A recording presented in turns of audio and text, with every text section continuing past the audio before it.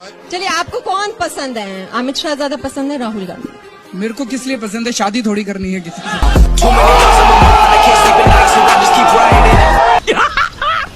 मस्त जोक मारा रे। जिससे काम पड़ेगा इन दिल्ली वालों के लिए, उसी के पास चला जाऊंगा। अपने दिल्ली वालों के लिए किसी के पैर पकड़ने पड़ेंगे, हाथ जोड़ने पड़ेंगे, काम करा के ले आऊंगा आपका सबका। कितने तेजस्वी लोग हैं हमारे पास, कितने शानदार विचार रखते हैं जी। प्रधानमंत्री ये इकलौते शायद प्रधानमंत्री हैं जो पूरा कार्यकाल बिना प्रेस कॉन्फ्रेंस के इनके बीत गया, और आपको भी चाहत रही कि एक बार वो समय दें। अगर वो आप समय मिलता तो आप प्रधानमंत्री से एक सवाल सबसे महत्वपूर्ण क्या पूछते? यही कि आप इतना झूठ क्यों बोलते हैं?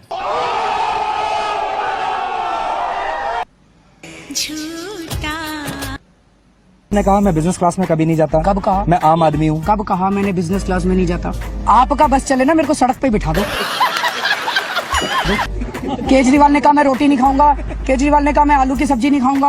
आज चौधरी साहब होमवर्क नहीं करके आए हैं। नहीं, मैं पूरा होमवर्क करके आया हूँ। बिल्कुल नहीं आए हैं। मेरा मुंह निकल गई, मेरी जबान टूट गई यार।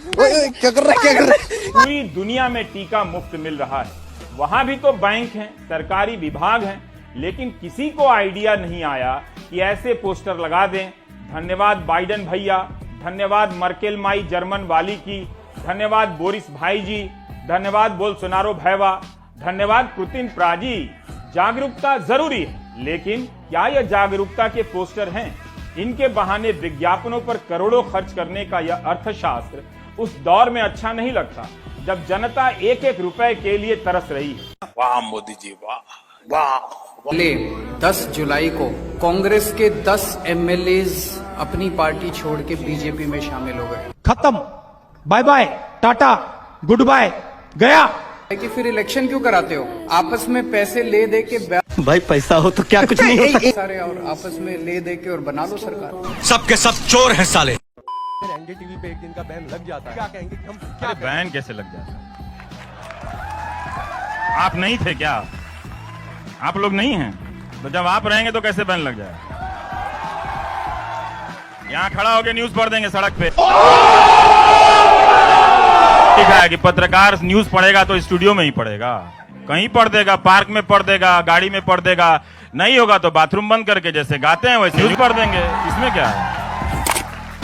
करो जो करना है करो, बैन करना बैन करो। अभी तेरे को जो उखाड़ने का उखाड़ ले, अपू यहाँ से नहीं जाएगा।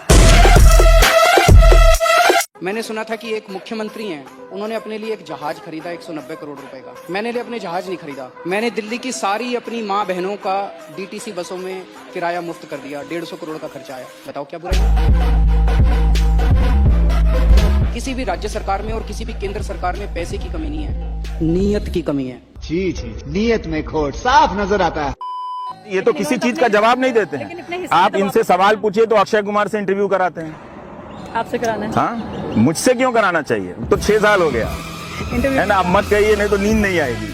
फिर कहेंगे इसको ये आईटी सेल लगाओ और इसको बदनाम करो और हमला करो। एक अकेली जान के पीछे 100 लोगों को लगा देते हैं गाली देने के लिए। सोचा होगा ना कि कुछ सवाल तो होंगे ऐसे जो उनसे नहीं तो वो मैं क्वेश्चन क्यों आउट करूंगा? मैं उनके एजुकेशन सिस्टम का विद्यार्थी नहीं हूँ कि ना डिग्री का पता है ना कुछ का पता है,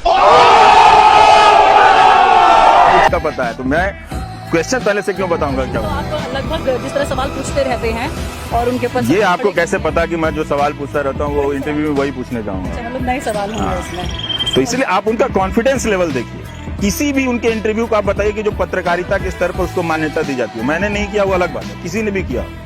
सोते कब हैं, खाते कब हैं, पर्स रखते हैं कि नहीं रखते हैं, यही देश को जानने की जरूरत है कि कब सोते हैं कब खाते हैं। ये कर लो पहले।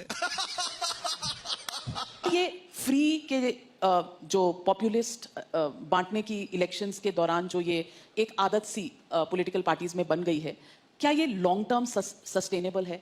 क्या ये गुड पॉलिटिक्स है?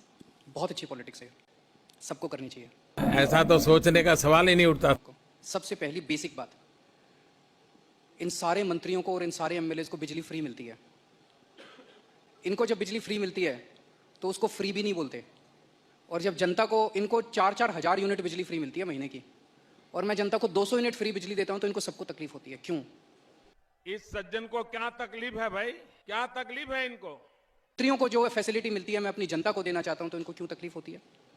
इन सारे मंत्रियों को और एमएलएज और एमपीज का सारा इलाज का खर्चा फ्री है। कोई बीमार हो जाए इनके घर का सारा फ्री है। तो अगर मैंने अपने दिल्ली के लोगों का इलाज फ्री कर दिया तो इनको क्यों तकलीफ होती है? जो जो चीजें इन मंत्रियों को और इन संतरियों को मिलती है मैं अपने लोगों को देना चाहता हूं। अरे बेटे तुझे थकान नहीं लग रही क्या? नहीं। क्या भारत एक मजबूत राष्ट्र बने? कमजोर कब था? कोई हाथ डाल के गया क्या आजादी के बाद से? हमेशा ही मजबूत राष्ट्र था। मजबूत नेता चाहिए। सारे नेता मजबूत होते हैं, नेता क्या मजबूत होना चाहिए? कोई घी खाया हुआ नेता चाहिए क्या?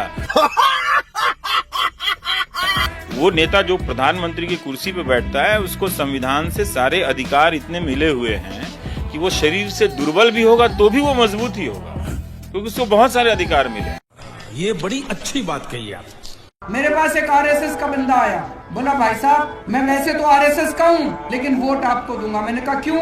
कहता जी मेरा बच्चा सरकारी स्कूल में पढ़ता है, सरकारी स्कूल में बहुत बुरा हाल था, जब से आपकी सरकार आई है अब मेरे को लगता है मैं अपने बेटे को डॉक्टर बनाना चाहता हूँ। हम खानदानी बीजेपी वाले थे और हमने कभी बीजेपी के अलावा किसी को वोट नहीं दिया। अच्छा, वोट केजरीवाल को दें। हमारे बच्चे प्राइवेट में नहीं पढ़ सकते, उस आदमी ने हमारे यहाँ के स्कूल जो है प्राइवेट लेवल का बना दिया, तो मैं क्यों ना वोट दूं उसे? और अगर आज उसको वोट नहीं दिया ना, कोई नेता कभी काम नहीं करे।